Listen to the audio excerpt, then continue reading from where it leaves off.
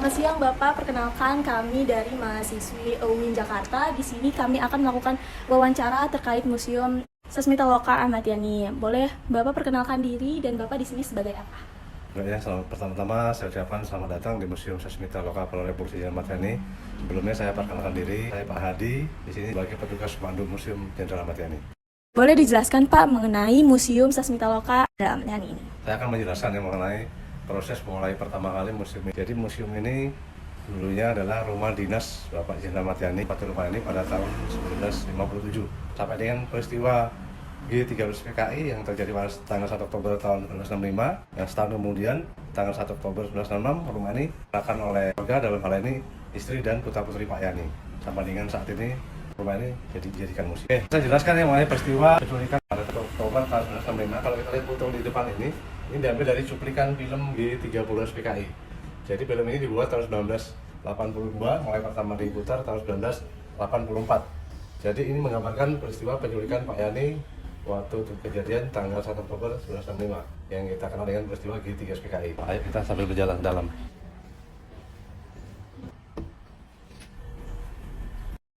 Nah, kalau kita lihat kaca yang ada di sini, ini ada bekas tembakan sekitar 7 butir peluru. Jadi Pak Yani itu waktu itu ditembak oleh pasukan Cakrawirawa dengan menggunakan senjata jenis Thompson yang nembak Pak Yani karena Pak Yani dilarang mandi, dilarang ganti baju, dan dilarang cuci muka.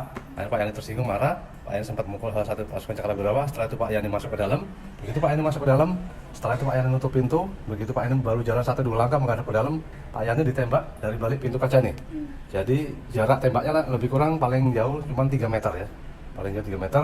Setelah ditembak, Pak Yani terjatuh di lantai bawah sini. Nah, kita bisa lihat di bawah sini, ini tempat TKP Pak Yani waktu terjatuh ya. Ini ditembak, diberuntung tembakan dari arah belakang oleh pasukan Cakrawirawa. Ini kejadiannya jam 4.35 pagi ya, karena sudah subuh ya, tahun 1 Oktober 1965.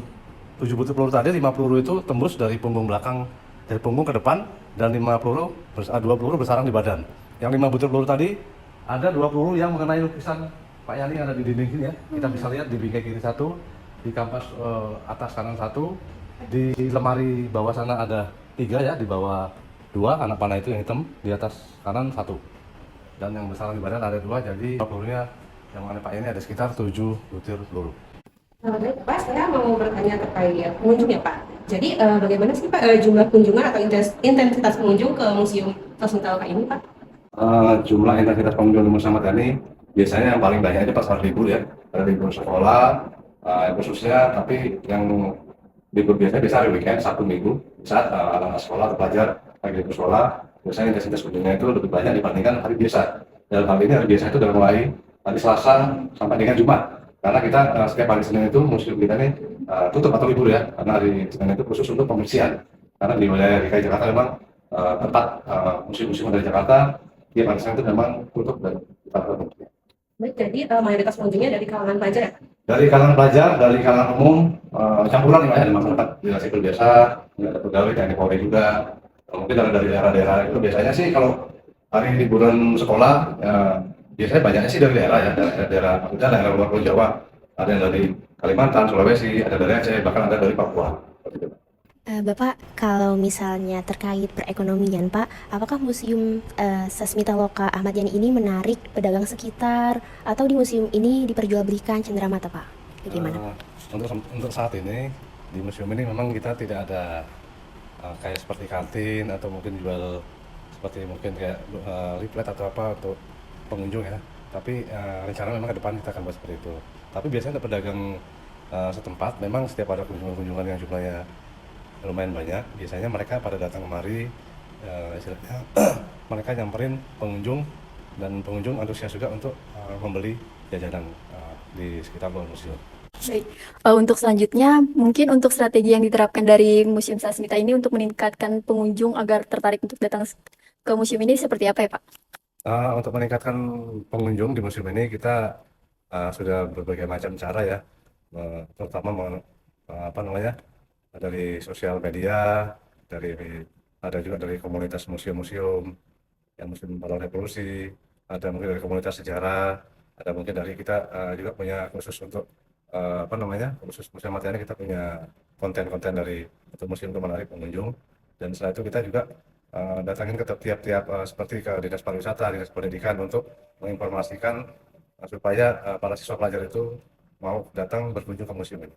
Baik, terima kasih Pak. Baik, selanjutnya dari upaya promosi yang tadi Bapak sebutkan, apakah upaya tersebut efektif untuk menarik lebih banyak pengunjung? Saya kira sangat efektif ya, karena memang pengunjung selama ini banyak bertanya ke kita sebagai petugas museum ada di sini, terutama tanya tentang ada kantin apa enggak, terus ada yang dijual souvenir apa enggak buat pengunjung. Banyak juga tempat di sini ada bisa atau tempat ibadah. Jadi hal-hal yang ditanyakan oleh pengunjung itu kepada kita sudah kita sampaikan ke pimpinan atas kita, dan nanti rencana juga ke depannya mungkin di museum ini akan dibuka juga nanti rencana di aula atas itu mau dibuka kantin atau kafe ya. Itu ide dari Bapak Kepala Staf Angkatan Darat, Bapak Jenderal TNI Maruli Simanjuntak. Aku izin tanya Pak, upaya apa yang dilakukan oleh pihak museum untuk mengedukasi pengunjung tentang pentingnya menjaga benda-benda yang ada di sini? Baik ya.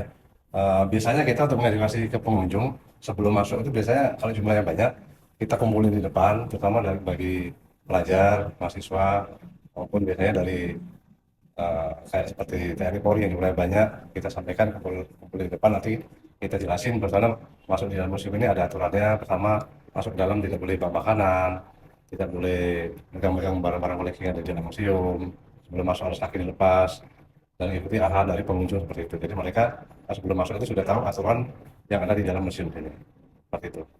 Bapak, terkait benda-benda peninggalan bersejarah ini, sejauh ini apakah ada pengunjung yang berusaha benda ini, dan jika memang iya, apa sih tindakan yang dilakukan oleh pihak museum untuk membantu ini? Baik ya, sejauh ini selama saya di sini untuk yang merusak benda-benda koleksi museum mungkin secara sengaja mungkin ada ya, tapi nggak sebanyak mungkin yang diperkirakan oleh yang banyak.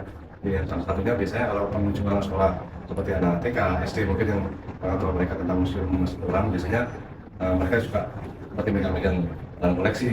Kalau mereka cuma baik, kita pengawasan kurang, akhirnya mungkin seperti dulu yang itu harimau itu kan kebetulan belum dipasang kaca vitrin, jadi mereka sekarang suka naik ke atas, nanti mungkin bisa dicabuti segala macam seperti itu ya. Tapi kalau sampai rusak-rusak yang berat sih enggak, cuma di situ. Untuk perawatannya paling kita ya tetap nanti kita ajukan ke atas pimpinan kita, nanti biasanya apa yang kurang di sini nanti didukung oleh komandan satuan kita.